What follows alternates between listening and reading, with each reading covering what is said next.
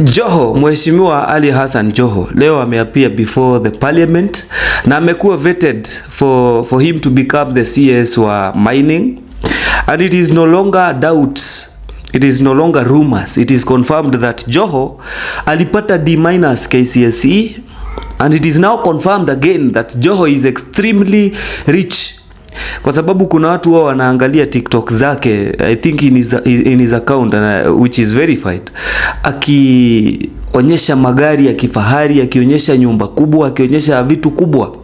He has now confirmed that he is 2 billion rich. 2.3 billion and counting. So the conversation that we Kenyans are having is about his education and his money, and we are trying to ask ourselves whether or not he is qualified to serve the country as a CS. The question I should be asking is not whether he is qualified or not. It's not whether he supports the government or not. It's not whether he is in opposition or not. My greatest question ambayo mimi najiuliza, are you thinking that Joho ameenda hapo ama ametafuta hiyo kazi ndiye kuja watumikie nyinyi? Is it because he needs this job so much? Or are you thinking kama mimi that there are other hidden reasons why Joho wants to get into this position, or somebody had to nominate Joho? See, there are two things we should be speaking about. That one of the things that motivates somebody to work is salary. Any employee, na usiwahi danganywa na mtu, hakuna kitu mtu anaweza kuambia ambayo itakusaidia vile nitakwambia sahi. Any employee, anybody who becomes an employee, anybody who becomes a servant to somebody, and that servancy or that employment has anything to do with monetary consideration, that is money, the motivation starts and ends at salary, or the revenue, or the money that that person gets out of working in whatever job that they are called for. Now, Joho, as a cabinet secretary, I think mshahara yake haitapita 1.5 million. Mshahara haitapita 1.5 million. The fact that he is 2 billion rich means he has businesses that are thriving. Very good businesses ambazo zinampatia pesa, ambazo zimemfikisha mahali amefika, which can give him even more money than that cabinet secretary's position. Ukikumbuka vile alikuwa na hapa kwamba hawezi fanya kazi na President William Ruto, alikuwa confident that hawezi lala njaa. So what is motivating Joho to quit or to leave his personal businesses, his private life, to come and serve as a cabinet secretary? See, don't tell me that amekuja kuserve people. Joho or any cabinet secretary who has been appointed is not coming to serve the people of Kenya. If you read the Constitution, Article 153, it speaks about the functions of a cabinet secretary, accountability of a cabinet secretary. And it says that a cabinet secretary is individually accountable to the president. That means for you to be a cabinet secretary, you have to be willing and you have to be ready to be a puppet of the president, because you will do that which pleases the president, you will do that which the president will tell you. So how come a billionaire like Joho is willing to get into the government, to be paid the salary of a cabinet secretary, to be given the pressure of the Gen Z and everything that the pressure ambayo inaendea cabinet secretary, akiwa ameacha zile mabilioni zake? I really question, and I hope you Kenyans give me the answer in the comment section.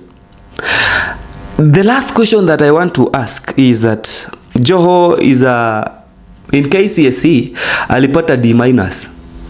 So swali ni, is he qualified to work as a cabinet secretary given the kind of commitment, the kind of creativity and the kind of ability to hold pressure that a cabinet secretary is expected to have, now that he's going to be the head of very many parastatals under him and very many people under him, and at the same time be responsible or accountable to a president who is a PhD holder and whose pressure many professors and many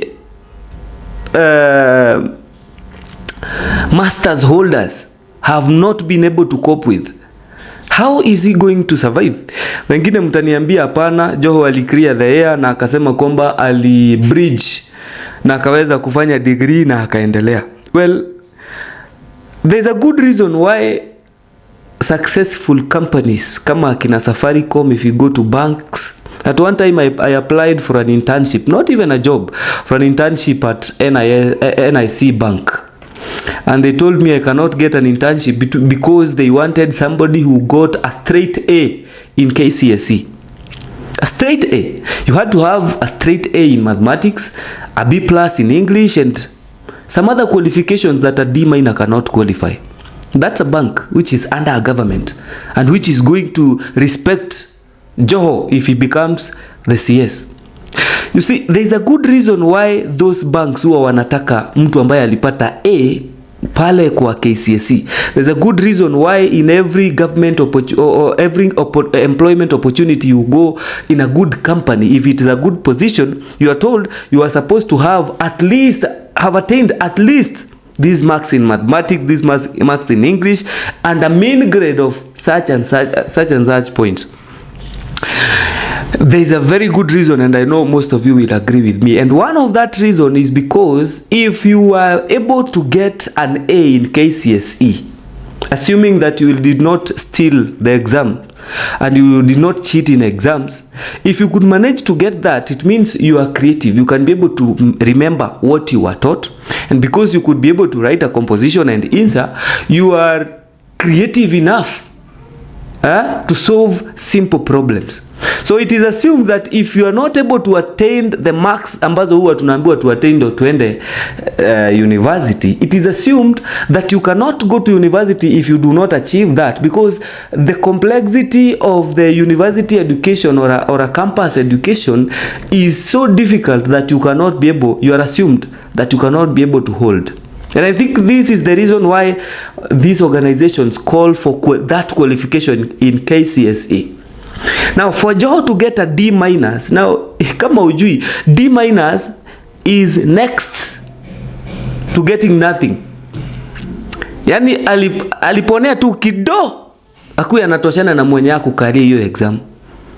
That if you went to an exam room, na ukashindwa hata kuandika jina yako, index number yako ukaandikiwa, you would get an E. Now, the next qualification from an E is a D minor. What your cabinet secretary for mining anafaa kuwa nayo. A cabinet secretary who is supposed to be responsible for mining minerals that are scientific in nature. That means he needs to understand science very well, completely very well. He needs to understand basic physics, which I don't think as a D minor graduate he understood anything to do with physics. And I'm not fighting Joho. I'm just saying I suspect that he could not attain. If it is a D minor, then haukusikia kitu kwa sciences. Now this is the cabinet secretaries that you guys are happy that from a D minor to bridging to university, and now a CS. God raises. You need to note something. God has given you brain. He has given you everything that you need to work and to consider for you to get good results. So we are not supposed to blame God for poor results because you already have everything. Okay?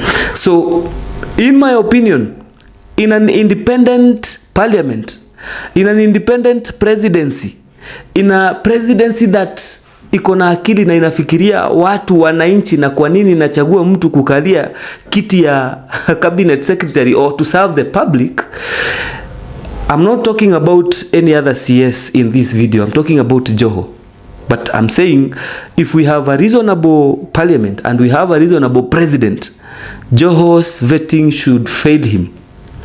Wamuangushe, arudi nyumbani aende akafurahia akaswim Mombasa.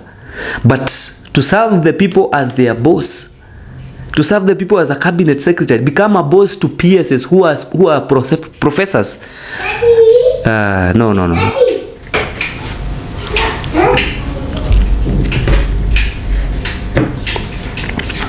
Joho is only good. Joho anafaa aende nyumbani. Anyway, that's my opinion. My name is Wilson Kimani, standing for Kim Explains. So anyway, that's my opinion. My name is Wilson Kimani. If you have a different opinion or supporting the same opinion, tupatane YouTube pale Kim Explains kwa comment section. That's where I respond.